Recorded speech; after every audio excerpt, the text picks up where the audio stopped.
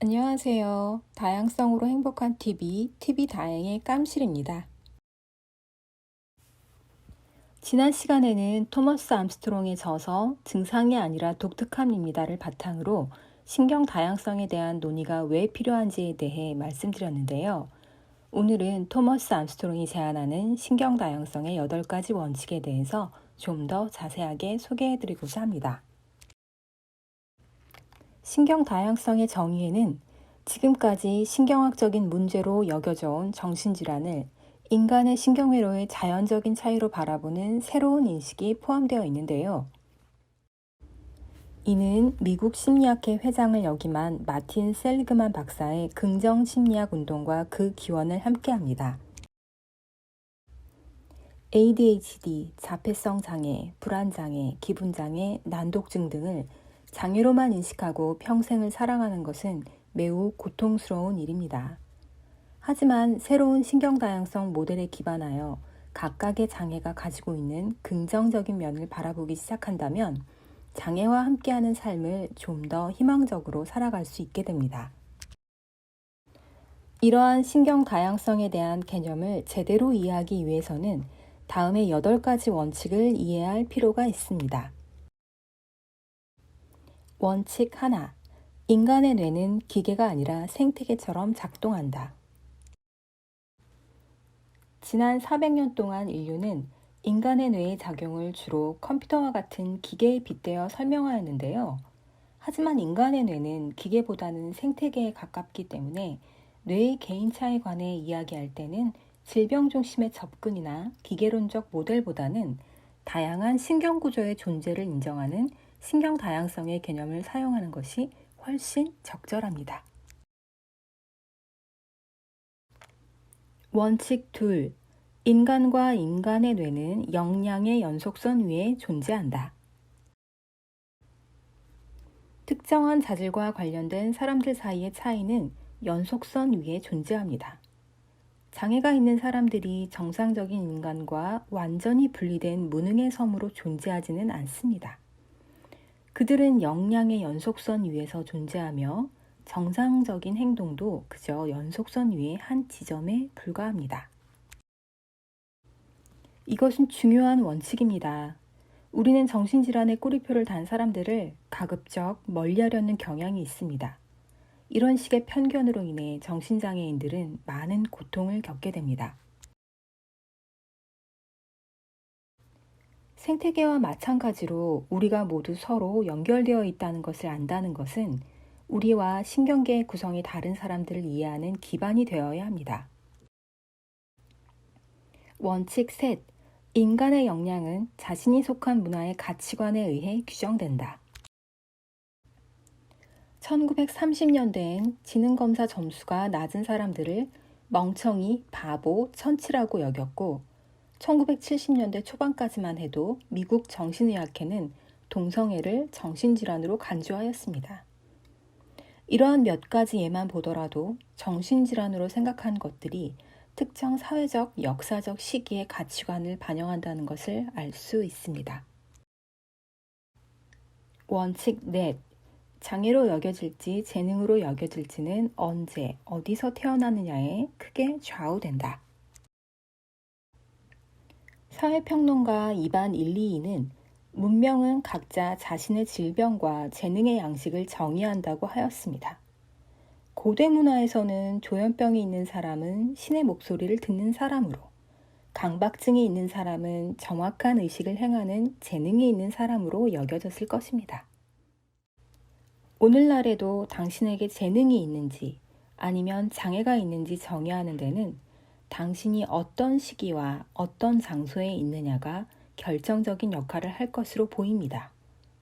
주의력 결핍 장애나 학습 장애가 있는 아이들은 학교에서 가장 중요시하는 것을 가장 못하고 가장 중요시하지 않는 것을 가장 잘하는 경향이 있습니다. 이들은 궁극적으로 잘할 수 있는 일이 아니라 잘못하는 일을 기준으로 평가를 받게 됩니다. 원칙 5. 인생의 성공은 주변 환경의 요구에 자신의 뇌를 적응시키는 것에 기초한다. 이 세상에서 성공하는 데 중요한 요소 중 하나는 지금 주어진 환경에 적응하는 것입니다.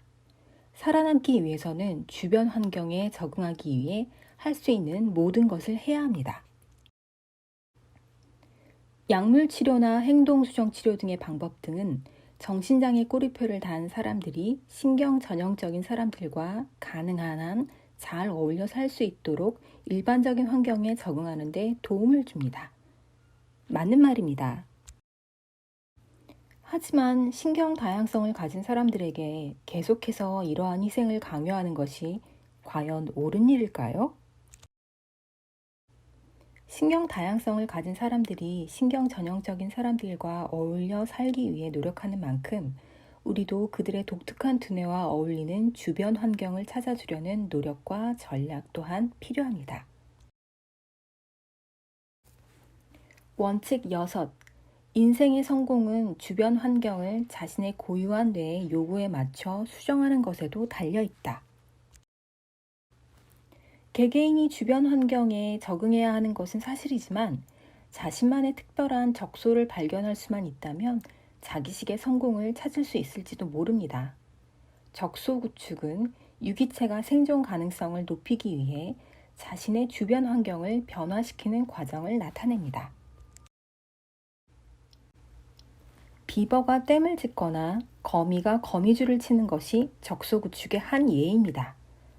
이러한 주장이 신경 다양성을 가진 개인에게 시사하는 바는 정적이거나 고정되어 있거나 정상적인 환경에 언제나 적응해야 하는 것은 아니며 그들과 그들의 보호자가 그들의 독특한 뇌의 필요에 맞게 환경을 바꾸는 것이 가능하다는 것입니다. 단적인 예로 실리콘밸리에는 고기능 자폐 스펙트럼 장애가 있는 사람이 사는 비율이 높다고 합니다. 또한 주의력 결핍 과잉 행동 장애가 있는 사람이 일반 대기업 사무직을 택한다면 그것은 아마도 최악의 직업 선택 중 하나가 될 것입니다. 만약에 그 사람이 ADHD의 강점과 관련된 요소인 속도, 새로움, 변화, 신체 활동이 수반되는 직업을 고른다면 그 증상들은 문제라고 여겨지지 않을 것이고 오히려 일터에 유용한 긍정적인 특성으로 보일 수도 있습니다. 원칙 7. 적소 구축에는 신경 다양성을 가진 개인의 특수한 요구에 맞는 직업 및 생활 양식의 선택, 보조공학, 인적 자원, 삶의 질을 높여주는 기타 전략이 포함된다.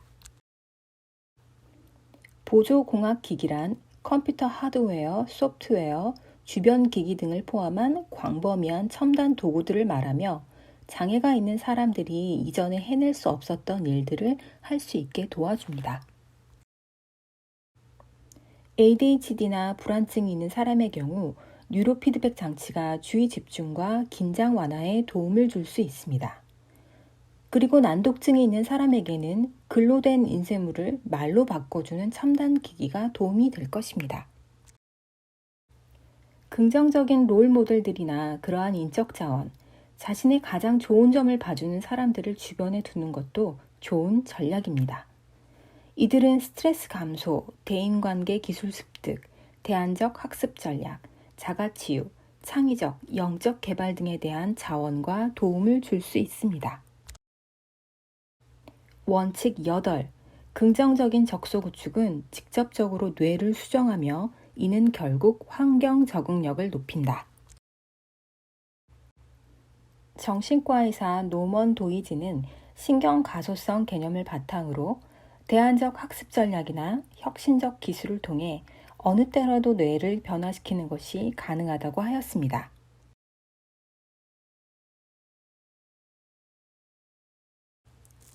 어린아이들의 뇌는 특히 더 유연하고 생후 몇 년간은 환경적 자극에 매우 민감합니다. 따라서 신경다양성 아동의 부모나 보호자들은 최대한 이른 시기에 긍정적 적소를 구축하는 것을 최우선에 두어야 합니다. 보호자들은 적소 구축을 아이의 뇌의 긍정적인 면을 최대화하고 부정적인 면을 최소화하며 아이가 세상에 적응하고 잠재력을 최대한 발휘하도록 돕기 위한 아이의 뇌에 대한 특별 관리의 한 형태로 여겨야 합니다.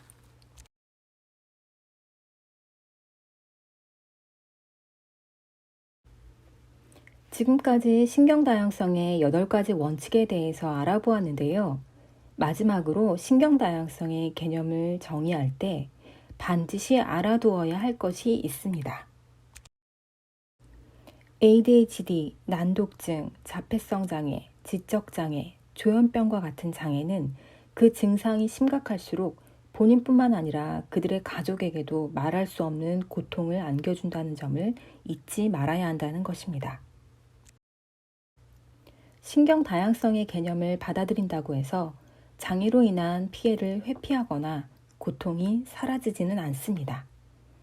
신경 다양성이 진정으로 추구하는 것은 질병 중심의 사고에서 벗어나 긍정적인 면에 집중할 때 얻을 수 있는 장점이 더 많기 때문에 우리가 정신질환을 바라보는 시각에 혁명적인 변화를 일으킬 수 있다는 것입니다. 또한 정신질환이 있는 사람들이 질환의 부정적인 면만큼 혹은 부정적인 면보다 긍정적인 면에 집중하는 것은 치료에 도움이 될 것입니다. 자기 내면의 강점을 보면 자신감이 쌓이고 꿈을 쫓을 용기가 생기며 인생에 깊은 만족을 줄 수 있는 구체적인 능력을 개발하는 데도 도움이 됩니다. 이렇게 되면 긍정적인 피드백의 고리가 만들어지면서 정신질환이 있는 많은 사람들이 갇히게 되는 악순환에 대항할 수 있게 될 것입니다. 네, 오늘 영상은 여기까지입니다. 이 영상을 통해 여러분들께서 신경 다양성을 이해하는데 조금이나마 도움이 되셨으면 합니다. 그럼 다음 영상에서 다시 뵙겠습니다. 감사합니다.